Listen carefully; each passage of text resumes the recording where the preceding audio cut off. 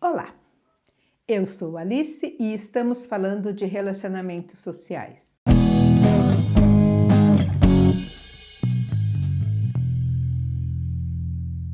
Vamos falar um pouco hoje sobre relacionamentos duradouros. Eu sou casada há mais de 40 anos, tenho amigos que são anteriores ao meu casamento, que ainda temos contato, convivência. Tenho amigos de logo depois do meu casamento, de mais de 30 anos de amizade, que a gente mantém contato constante. Nessa jornada de mais de 20 anos na assistência social, eu tenho ainda amigos, contato com ex-funcionários, ex-usuários dos serviços onde eu passei. Então eu mantenho na minha vida vínculos duradouros. E as pessoas costumam acreditar isso à sorte. Nossa, como você tem sorte de achar um marido, né? Tão bom que vocês estão juntos há mais de 40 anos. Nossa, como você tem sorte de ter encontrado tantos amigos. O que é sorte? Quer dizer que as pessoas que estão sozinhas no mundo não têm sorte? Que é sorte no relacionamento com as outras pessoas? Eu reflito, pela minha experiência, que desde criança eu fui educada e aprimorei a habilidade de lidar com outras pessoas, de procurar ver o lado do outro, de ter empatia, de procurar entender o que as pessoas estavam sentindo. Isso já era tão forte na minha infância que a minha mãe às vezes ficava brava porque dizia que eu sempre tinha desculpa para as outras pessoas. Então, quando apontava uma situação que não era muito boa, eu levantava possibilidades de justificativa para aquela situação. E isso às vezes irritava a minha mãe, mas era de casa lidar com muitas pessoas diferentes e conviver o melhor possível, dentro da própria família mesmo, né? Na família dos meus pais eram famílias numerosas e as pessoas eram muito diferentes. E a gente aprendeu a lidar com essas pessoas ao longo da vida.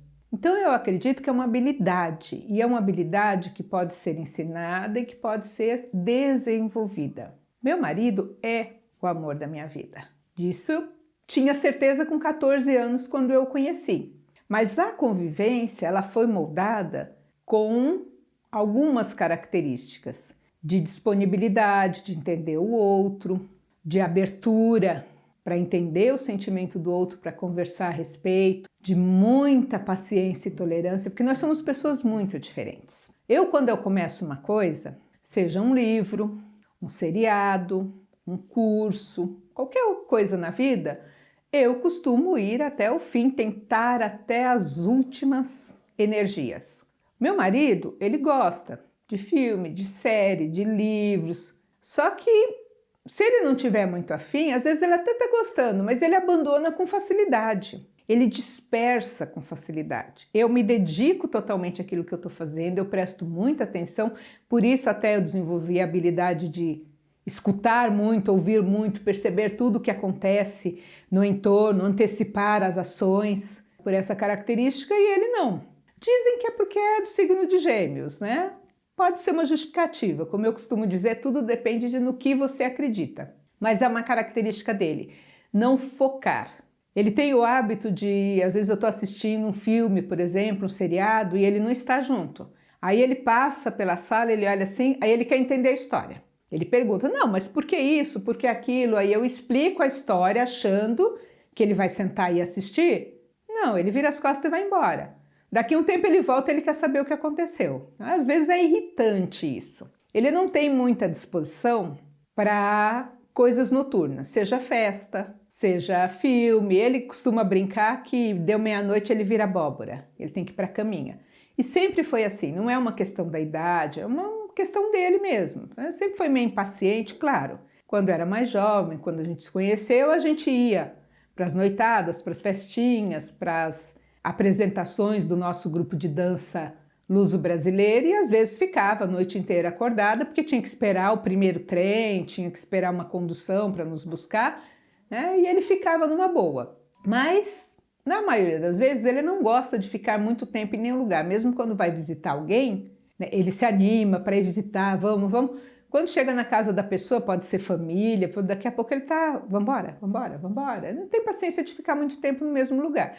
E eu me dedico àquilo que eu estou fazendo. Então isso dá choque às vezes, né? A gente começa a assistir um seriado junto, ele gosta de que a gente assista junto, até porque ele dispersa, ele não entende, e aí eu tô ali para explicar, né? Já tem esse combinado. Mas às vezes ele desiste, não quero mais assistir esse, não gostei. E eu, como eu quero ir até o fim, mesmo que o negócio seja ruim, eu quero saber o que aconteceu. Então isso dá choque. Se eu estou assistindo um filme à noite, alguma coisa que eu gosto à noite, aí ele, eu tô cansado, eu vou dormir, vai embora para a cama sozinho, não tem paciência de sentar. Mas se for um jogo de futebol, eu vou para a cama primeiro e ele fica até o final. E essas coisas às vezes irritam.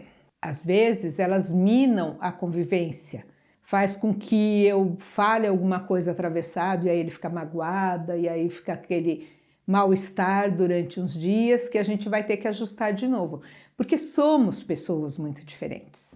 Ele, aonde chega, ele deixa a chave do carro, ele deixa o documento. Esses dias ele perdeu a carteira dele com habilitação, cartões de banco, cartões de crédito, carteirinha do SUS, os documentos que ele carrega no dia a dia e que ele precisa. E ele dirige todos os dias porque ele me leva no serviço, ele me busca no serviço, aí sem habilitação. Foi da quinta para sexta que ele perdeu, aí meu filho levou, buscou no trabalho na sexta-feira, que ele estava em casa, e o marido foi procurar os documentos e tentar lembrar, e disse que teve um apagão, que ele não lembrava o que ele tinha feito, quando que ele tinha usado a carteira, e relatou, e ela falou, não, mas eu fui na igreja e eu paguei o dízimo. Paguei o dízimo e eu usei a carteira, porque eu paguei com cartão. Aí depois eu não lembro, aí eu fui no mercado para ver se tinha uma verdura que eu queria e não tinha. Então eu não comprei nada no mercado, vim embora. Isso durante o dia na quinta-feira. À noite ele foi me buscar no serviço e não sentiu falta da carteira. Na sexta de manhã a gente foi para a igreja e aí quando nós saímos do carro ele costuma me dar a chave do carro e a carteira para pôr na minha bolsa. Eu falei, cadê a carteira? Esqueci. Falei, você está andando sem documento? Mas é perto de casa, né? Passou. Quando chegamos em casa, fomos procurar e nada. E ele não lembra. Você não deixou na igreja? Não, eu peguei na igreja. Se eu tivesse deixado na igreja, o secretário me conhece, teria me ligado. Não, no mercado não usei nada, passou. Um estresse danado, a gente revirou a casa inteira, eu, ele, meu filho. E aí a gente olha em cima da geladeira, olha dentro da geladeira, olha dentro do armário, porque uma vez ele comprou um frango, e ao invés dele colocar na geladeira, tem um armarinho em cima da geladeira. Ele abriu a porta do armário e botou o frango lá. Esqueceu completamente. Aí outro dia tá aquele cheiro, né? Porque frango fora da geladeira, a gente já compra resfriado, congelado. Aquele cheiro estranho, da onde vem isso? Aí você revira a casa, tá lá. O frango dentro do armário, estragado. Isso já faz uns tempos, né? Não é da idade. Então ele tem essas coisas mesmo, e a gente já sabe, então você procura em todos os lugares possíveis, imagináveis e inimagináveis. Até dentro do lixo a gente procurou essa carteira, não achamos. Boletim de ocorrência, telefonema para bloquear os cartões, aí ficou sem acesso a banco, todos aqueles inconvenientes de quando a gente perde essas coisas, né? Aí no sábado, no final da tarde, uma pessoa da igreja me liga, Alice, acharam a carteira do Sebastião e deixaram aqui na casa paroquial, que é do lado da igreja. Eu suponho que ele saiu da secretaria com a carteira na mão, ele não põe no bolso, a carteira é um pouco grande, e do caminho da porta da igreja até onde o carro estava estacionado, caiu e ele não viu. Alguém achou, abriu, olhou, não tinha dinheiro mesmo, só tinha os cartões, falou, aqui na frente da igreja, falou, entregou na casa paroquial. E aí ele foi buscar na secretaria. Aí ele fala, não, porque eu tô ficando velho, porque eu tô ficando esquecido. Não é uma característica da idade de agora. Tá piorando? Tá. Infelizmente, eu já sei que eu vou ter muito problema no futuro e é uma coisa que eu vou ter que trabalhar na minha cabeça. Porque eu boto tudo nos lugares certinhos, eu sei onde está meu documento, eu sei onde estão as coisas, eu chego, eu ponho a bolsa sempre no mesmo lugar, porque eu não gosto de ficar procurando as coisas, sem saber onde eu deixei. Mas ele não é assim e dificilmente vai mudar agora, né? A gente só vai pegar no pé para ele ficar um pouco mais atento. Mas aí teve um episódio, eu contei isso aí, estava contando, né, para uma colega de trabalho, e aí contei que uma semana antes ele foi comprar as palhetas do limpador de para-brisa, entrou na loja, comprou as palhetas, modelo do carro e tal, e aí disse que o carro estava estacionado na frente da loja, ele saiu, tirou a palheta da sacola para conferir a furação se era a mesma, se o modelo estava certo. E aí diz que estava um movimento em volta, um trânsito, ele falou, aqui não está legal, não posso ver isso agora. Só que o que ele fez? Deixou a palheta em cima do capô do carro e foi embora. Quando chegou em casa estava sem, perdeu as palhetas, dinheiro jogado fora. No passado, há muito tempo atrás, assim, mais de 30 anos atrás, já aconteceu. Ele já deixou a carteira em cima do carro e saiu com o carro e alguém avisou que estava, pegou a carteira. E uma vez teve um episódio de um pandeiro.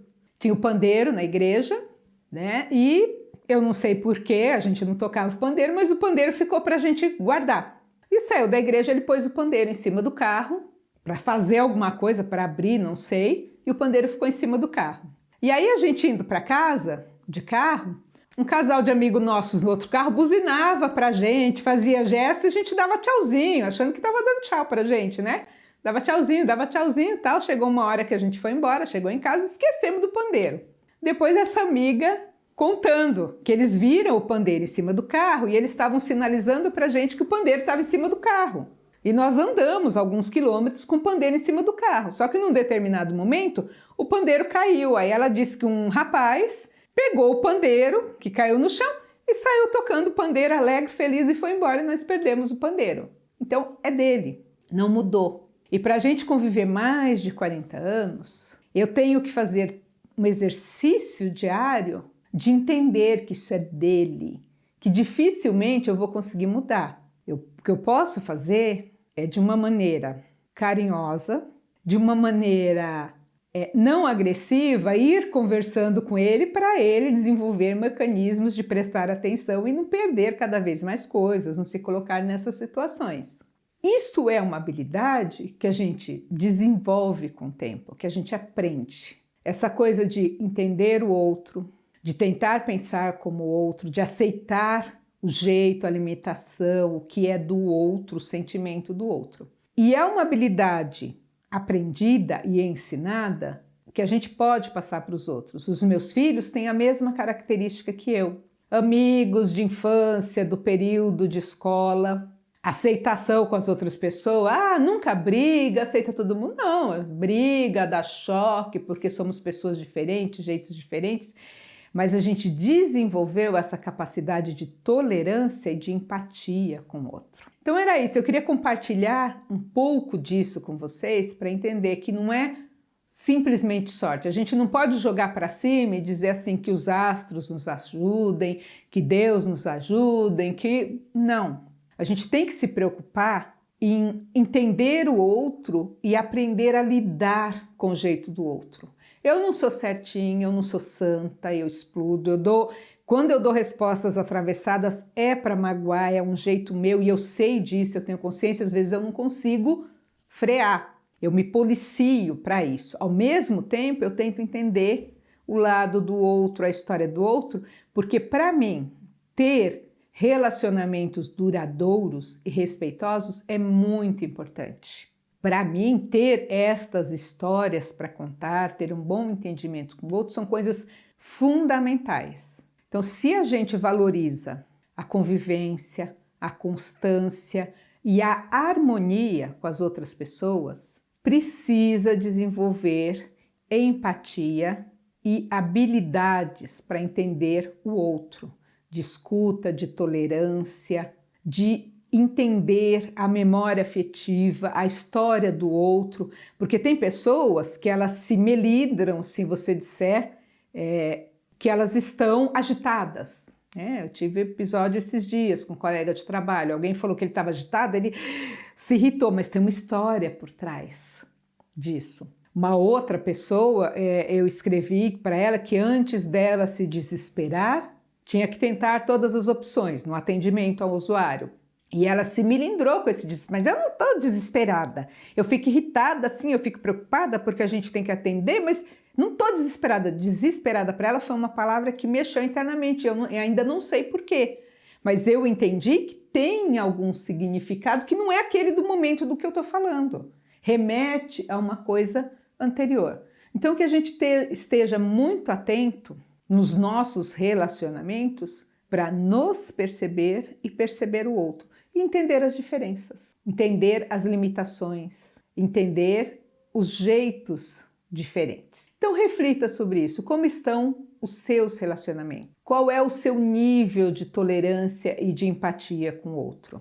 E se você quer aprender como melhorar esses relacionamentos, continue me seguindo, faça aí um comentário, uma pergunta, estou aberta para responder. Nos nossos canais, né? No YouTube, no Facebook, no Instagram, tem os e-books aí à disposição e a gente vai compartilhando aos poucos.